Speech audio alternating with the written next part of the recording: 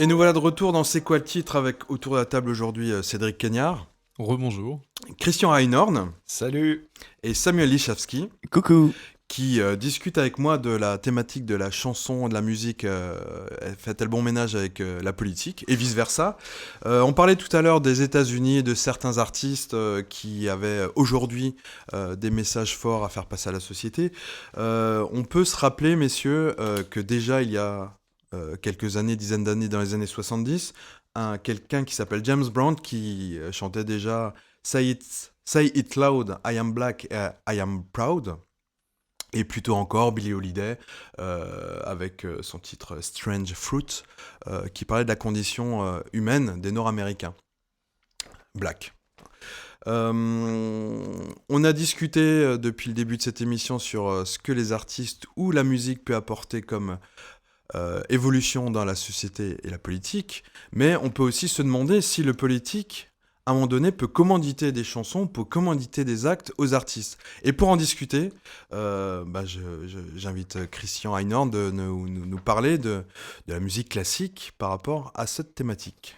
Oui, alors il y a des exemples très, très fameux où le pouvoir en place a essayé de régenter l'art en général et la musique en particulier pour dire comment il fallait bien ou mal écrire de la musique. Donc l'exemple le plus célèbre, c'est l'URSS sous Staline, où il y avait un ministère des Beaux-Arts, il y avait un dénommé Jdanov qui était un personnage très sympathique qui était entièrement aux ordres de Staline et qui avait décrété comment il fallait composer dans la ligne du parti. Et donc il y a un compositeur génial et célébrissime qui s'appelle Shostakovich, qui a vécu toute sa vie sous le régime stalinien quasiment, enfin une bonne partie de sa vie, et qui a eu les pires ennuis avec le régime, puisque il était identifié comme un artiste exceptionnel et donc emblématique et représentatif de l'URSS,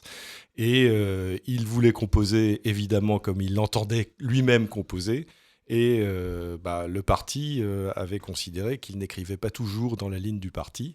Et donc, il a eu les pires ennuis avec la censure stalinienne, notamment avec un de son célèbre opéra qui a été complètement censuré, avec un article dans la Pravda dont on pense qu'il a été écrit par Staline lui-même pour dire que c'était une œuvre ignoble. Et puis on imagine ce que Staline peut développer comme condition de censure. Bah oui, et donc Shostakovich a eu une vie absolument impossible avec des menaces sans arrêt sur sa famille, sa sécurité, etc. Donc c'est d'ailleurs assez propre au régime totalitaire. Dans l'Allemagne nazie, on avait aussi une volonté de régenter la culture. On avait un ministre de la propagande qui s'appelle Goebbels qui disait aussi que il fallait composer dans la ligne du parti. Et puis, par exemple, que tous les artistes juifs, de toute façon, ne pouvaient composer que de la musique suspecte.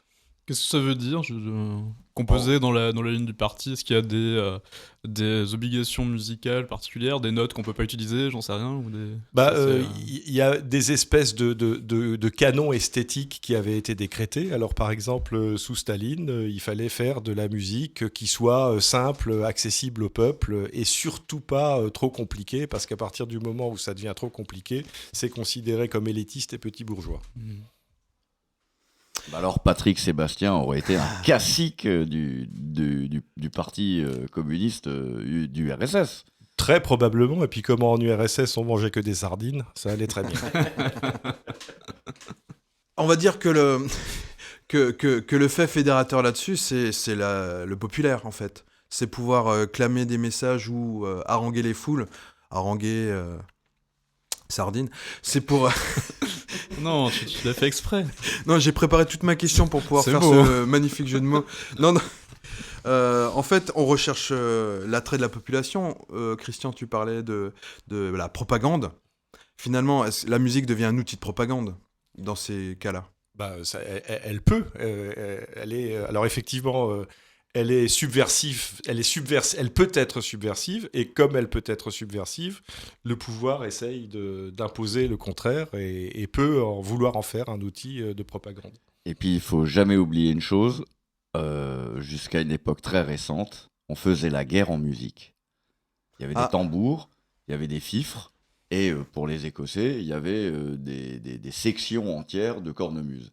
Et les musiciens, malheureusement pour eux, en général, c'était les premiers qui avançaient. Devant, ouais. C'est pour imprimer le rythme des mouvements. Par exemple.